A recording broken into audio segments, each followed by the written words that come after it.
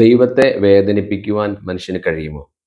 പ്രപഞ്ച സൃഷ്ടാവായ ദൈവം മനുഷ്യന്റെ പ്രവൃത്തികൾ കൊണ്ട് വേദനിക്കുമോ? അങ്ങനെ വേദനിച്ചാൽ അതിന്റെ തിക്താനുഭവങ്ങൾ മനുഷ്യന് അനുഭവിക്കേണ്ടി വരുമോ? എന്താണ് ബൈബിൾ ഇതിനെക്കുറിച്ച് പറയുന്നത്? പെന്തക്കസ്ത തിരുനാളിന്റെ ധ്യാന ദിവസങ്ങളിലൂടെ നമ്മൾ കടന്നു പോവുകയാണല്ലോ. എഫേസോസുകാർക്ക് എഴുതിയ ലേഖനം 4-ാമത്തെ അധ്യായത്തിന്റെ 30-ാം വാക്യം. രക്ഷയുടെ ദിനത്തിനു വേണ്ടി നിങ്ങളെ മുദ്രിതരാക്കിയ ദൈവത്തിന്റെ പരിശുദ്ധാത്മാവിനെ വേദനിപ്പിക്കരുത്. അപ്പോൾ മുദ്ര, ദൈവത്തിൻ്റെ പരിശുദ്ധാത്മാവ് നമുക്ക് നൽകുന്ന മുദ്ര നമ്മൾ പലപ്പോഴും കണ്ടിട്ടുണ്ട്. പല ഓഫീസിൽ ചെല്ലുമ്പോൾ മുദ്ര വയ്ക്കുന്നത്, സീൽ വയ്ക്കുന്നത് കണ്ടിട്ടുണ്ട്.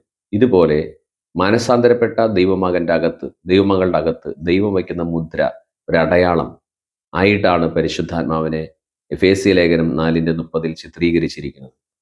ദൈവത്തിൻ്റെ പരിശുദ്ധാത്മാവ് വീണ്ടെടുക്കപ്പെട്ട മനുഷ്യരുടെ ആത്മാവിൽ മുദ്ര വയ്ക്കുന്നു, മായാത്ത മുദ്ര. ആ മുദ്രയുള്ളവരാണോ നിങ്ങൾ? ആ മുദ്രയുള്ളവരാണെങ്കിൽ നിങ്ങൾ പരിശുദ്ധാത്മാവിനെ വേദനിപ്പിക്കാൻ പാടില്ല. അതിൻ്റെ ആദ്യ സ്റ്റെപ്പ് എന്താണെന്ന് ചോദിച്ചാൽ, നാം നമ്മുടെ ശരീരത്തെ ദൈവത്തിൻ്റെ ആലയമായി പരിശുദ്ധിയോടെ കാത്തു സൂക്ഷിച്ചാൽ മാത്രമേ നമ്മുടെ ഉള്ളിൽ വസിക്കുന്ന പരിശുദ്ധാത്മാവിന് വേദനിക്കാതെ നമ്മുടെ ഉള്ളിൽ സംപ്രീതിയോടെ കഴിയാൻ കഴിയും. പ്രിയമുള്ളവരെ, ദൈവത്തിൻ്റെ പരിശുദ്ധാത്മാവ് മുദ്ര എന്ന് പറയുമ്പോൾ ഒരു കടലാസിൽ പതിച്ച അടയാളമായിട്ടല്ല നമ്മൾ മനസ്സിലാക്കേണ്ടത്. അതൊരു ചിത്രമായ ദൈവം നമുക്ക് തരികയാണ്. ദൈവത്തിൻ്റെ പരിശുദ്ധാത്മാവ് ഒരു വ്യക്തിയായി നമ്മുടെ ഹൃദയങ്ങളിൽ വസിക്കുന്നു, നമ്മുടെ മനസ്സിൽ, ആത്മാവിൽ വസിക്കുകയാണ്. ആ വസിക്കുന്ന പരിശുദ്ധാത്മാവ് വേദനിക്കാതിരിക്കാൻ നമ്മുടെ ശരീരത്തെ ദേവാലയമായി സൂക്ഷിക്കണം. നാം നമ്മുടെ ശരീരത്തെ തിന്മകൾക്കോ അശുദ്ധികൾക്കോ കുറ്റം പറച്ചിലിനോ കുറ്റം കേൾക്കുന്നതിനോ പിറുപിറുപ്പിനോ ഒക്കെ സമർപ്പിച്ചാൽ ദൈവത്തിൻ്റെ പരിശുദ്ധാത്മാവിനെ നമ്മൾ വേദനിപ്പിക്കുകയാണ് ചെയ്യുന്നത്. അപ്പോസ്തല പ്രവർത്തനങ്ങളുടെ പുസ്തകം 7:51 വാക്യത്തിൽ സ്തേഫാനോസിന്റെ പ്രസംഗത്തിൽ അദ്ദേഹം ഇങ്ങനെ വിളിച്ചു പറഞ്ഞു: നിങ്ങൾ ഇപ്പോഴും പരിശുദ്ധാത്മാവിനോട് മല്ലടിക്കുന്നു. പരിശുദ്ധാത്മാവിനെ വേദനിപ്പിക്കുന്ന അർത്ഥത്തിൽ അദ്ദേഹം പറയുന്നു, മർക്കടമുഷ്ടിക്കാരെ, ഹൃദയത്തിലും കാതുകളിലും അപരിച്ചെതിരെ നിങ്ങളിപ്പോഴും പരിശുദ്ധാത്മാവിനോട് മല്ലടിക്കുന്നു. ദൈവത്തിൻ്റെ പരിശുദ്ധാത്മാവിനെ എതിർക്കരുത്. ദൈവത്തിൻ്റെ പരിശുദ്ധാത്മാവ് നമ്മുടെ ഉള്ളിൽ തരുന്ന പ്രചോദനങ്ങൾ, ആ പ്രചോദനങ്ങളെ എതിർക്കാൻ പാടില്ല.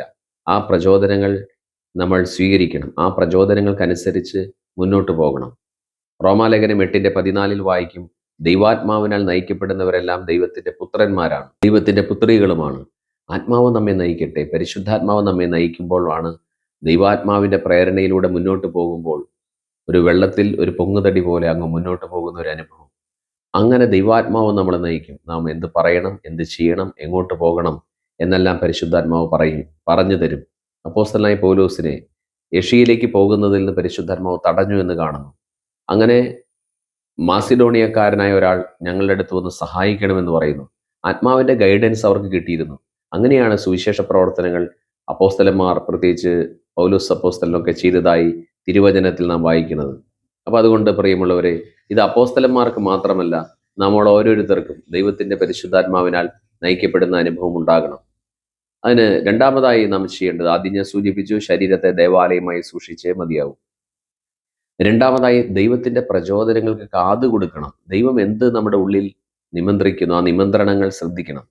യോഹന്നാൻ 10:26 നാം വായിക്കും, എൻ്റെ ആടുകൾ എൻ്റെ സ്വരം ശ്രവിക്കുന്നു, അവ എന്നെ അനുഗമിക്കുന്നു, ഞാൻ അവയ്ക്ക് നിത്യജീവൻ നൽകുന്നു. അപ്പോൾ യേശുക്രിസ്തുവിൻ്റെ വീണ്ടെടുക്കപ്പെട്ട ദൈവമനുഷ്യരാണ് നമ്മളെങ്കിൽ, ദൈവമക്കളാണെങ്കിൽ നമ്മൾ ദൈവത്തിൻ്റെ സ്വരം ശ്രവിക്കും. ദൈവത്തിൻ്റെ പരിശുദ്ധാത്മാവിൻ്റെ നിമന്ത്രണങ്ങൾ നമ്മുടെ ഹൃദയത്തിൽ, ഉള്ളിലേക്ക് ശ്രദ്ധിക്കണം. ബാഹ്യലോകത്തിലേക്ക് നമ്മുടെ ഇന്ദ്രിയങ്ങൾ തുറന്നു വെച്ചിരിക്കുന്നെങ്കിലും നമ്മുടെ ആന്തരിക ഇന്ദ്രിയങ്ങൾ മുഴുവൻ നമ്മുടെ ഉള്ളിലേക്ക് ശ്രദ്ധിക്കണം. ഈ തിരക്ക് പിടിച്ച ലോകത്തിൽ, ഈ ആധുനിക യുഗത്തിൽ പലപ്പോഴും ഉള്ളിലേക്ക് ശ്രദ്ധിക്കാൻ ആർക്കും സമയം കിട്ടുന്നില്ല. ഫോണിലേക്കും മറ്റുള്ള കാര്യങ്ങളിലേക്കും മാത്രമേ ശ്രദ്ധിക്കാറുള്ളൂ. നമ്മുടെ ഹൃദയങ്ങളിലേക്ക് ശ്രദ്ധിച്ചാൽ മാത്രമേ ദൈവത്തിൻ്റെ പ്രചോദനങ്ങൾ നമുക്ക് മനസ്സിലാക്കി കിട്ടുള്ളൂ.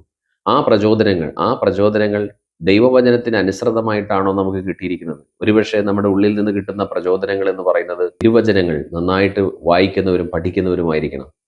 മൂന്നാമതായി അത് തന്നെയാണ് പറയാനുള്ളത്, ദൈവവചനം പഠിക്കുക, ദൈവവചനം വായിക്കുക, ദൈവവചനം ധ്യാനിക്കുക, ദൈവവചനത്തിൻ്റെ വഴിയെ മാത്രം പോവുക. എഴുതപ്പെട്ട വചനം നമ്മുടെ കയ്യിലുണ്ടല്ലോ, തിരുവചനം, ബൈബിൾ, അത് നന്നായിട്ട് വായിക്കുകയും ധ്യാനിക്കുകയും ചെയ്യണം. ബെനഡിക്ട് 16 മാർപ്പാപ്പ ഇങ്ങനെ പറഞ്ഞു, യുവാക്കളെ, നിങ്ങൾ വചനം നിങ്ങളുടെ കൈകളിൽ കൊണ്ടു നടക്കണം.